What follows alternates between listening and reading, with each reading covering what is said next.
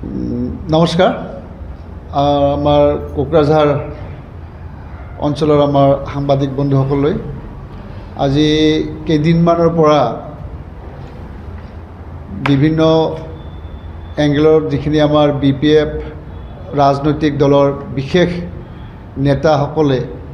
নেতাকৰ্মীসকলে আমাৰ BTCৰ বৰ্তমান চিফ মাননীয় হাগ্ৰামা মহিলাৰী চাহাবৰ পৰা আৰম্ভ কৰি EM আৰু তেখেতৰ দলৰ বিভিন্ন পৰ্যায়ৰ নেতাকৰ্মীসকলে যোৱা BTC কাউন্সিলত ছেক্ৰেটাৰিয়েটত কিছুমান আমাৰ সংগ্ৰামী ছাত্ৰসকলে গৈ প্ৰতিবাদ কৰাৰ কাৰণে আজিৰ দিনত তেওঁলোকে আমাৰ UPPL আৰু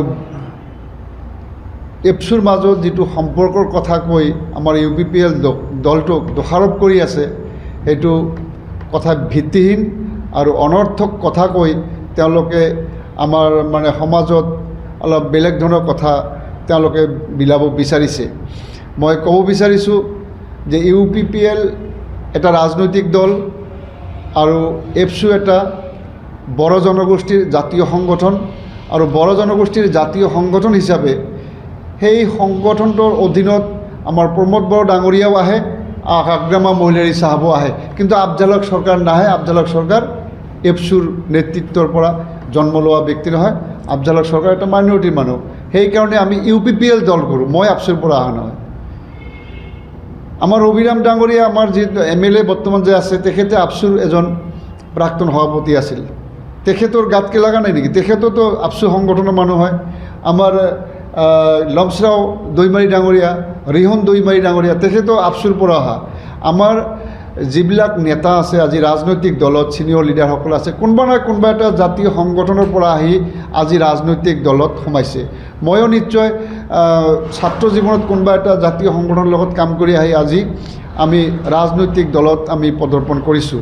আৰু সেইকাৰণে যেতিয়া কোনোবা এটা সংগ্ৰাম হয়, কোনোবা এটা জাতীয় সংগঠনৰ মজিয়াত এই জাতীয় সংগঠনটোক বদনাম কৰাটো ঠিক নহয়, আৰু তাৰ লগত ৰাজনৈতিক দলক জড়িত কৰাটো যুক্তিসংগত কাম কৰা নাই। আমি এইটো গৰিহণা দিছোঁ। তেখেতে আমাৰ UPPL দলক আফছু এটা জাতীয় সংগঠন, এটা মৰ্যাদাপূৰ্ণ, এটা অসমৰ ভিতৰত থকা এটা শক্তিশালী বড়ো জনগোষ্ঠীৰ এটা জাতীয় সংগঠন, এই সংগঠনটোৰ লগত আমাৰ UPPL দলক জড়িত কৰাটো তেওঁলোকৰ এইটো যুক্তিযুক্ত কাম হোৱা নাই। দ্বিতীয়তে মই ক'ব বিচাৰিছোঁ যে আজি BTCত আকৌ BPF ৰাজনৈতিক দলে চৰকাৰ গঠন কৰিছে। আমি তেখেতক ধন্যবাদ দিছোঁ, আদৰণি জনাইছোঁ, যিহেতু পাব্লিকে তেওঁলোকক আকৌ আনিছে তেওঁলোকৰ গণভোটৰ মাধ্যম দি। আমাৰ ইয়াত তেওঁলোকক আমি ধন্যবাদ জ্ঞাপন কৰিম। কিন্তু BTCত BPF ৰাজনৈতিক দলৰ চৰকাৰ অহাৰ পৰাই আজিলৈকে মাত্ৰ কেইটামান দিনে হ'ল, ইয়াৰ মাজতে যিটো পৰিৱেশ আমি দেখিবলৈ পাইছোঁ, আৰু বিগত 5 বছৰে আমাৰ প্ৰমোদ বড়ো ডাঙৰীয়াৰ নেতৃত্বত যে 5 বছৰ আমাৰ চৰকাৰটো চলিল, গোটেই BTC অঞ্চলত যিটো সুন্দৰ বাতাবৰণ আছিল, তাৰ বিপৰীত দিশে আমাৰ আজিৰ দিনত BTCৰ বাতাবৰণ আগুৱাই গৈ আছে। তাৰে এটা প্ৰমাণ স্বৰূপ আজি আমাৰ BTC কাউন্সিলৰ পৰা আৰম্ভ কৰি বিভিন্ন অঞ্চলত কিছুমান দুখ লগা কামো হৈ আছে। কোনোবা জেগাত জুৱাৰ খেল চলিছে, বিভিন্ন ধৰণৰ অনৈতিক কামবোৰ ইতিমধ্যে আমাৰ BTC অঞ্চলত ইতিমধ্যে হ'বলৈ ধৰিছে, যিটো আমাৰ UPPL দল তথা প্ৰমোদ বড়ো চাহাবৰ নেতৃত্বত যোৱা 5 বছৰৰ চৰকাৰ থকা সময়ত এইবিলাক কাম হোৱা নাছিল। সেইকাৰণে মই ৰিকুৱেষ্ট কৰিম অনুৰোধ জনাম BTCৰ সকলো সাধাৰণ আমাৰ ৰাইজলৈ, যাতে আগন্তুক দিন যিবোৰ পৰিৱেশ সৃষ্টি হৈ আছে সেই পৰিৱেশৰ পৰা সাৱধান হ'ব লাগিব। আৰু আমি আগন্তুক দিন এই অঞ্চলৰ শৈক্ষিক পৰিৱেশ আৰু অঞ্চলৰ সামাজিক পৰিৱেশটো সকলো জাতি জনগোষ্ঠী মিলি ঐক্যবদ্ধভাৱে আমি যাতে এই অঞ্চলটোত আমি শান্তিৰে বসবাস কৰিব পাৰোঁ, সকলো জাতি জনগোষ্ঠী, সেইফালে আমি ধ্যান দিব লাগিব।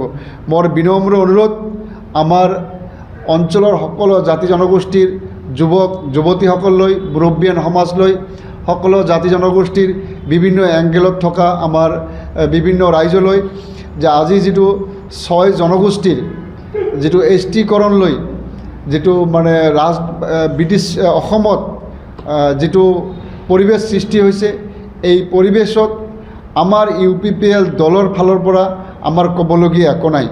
আমি বিচাৰিছোঁ যিসকলে বিচাৰিছে তেওঁলোকৰ সমস্যা আৰু সমস্যা সমাধানৰ দায়িত্ব অসম চৰকাৰ, ভাৰত চৰকাৰৰ।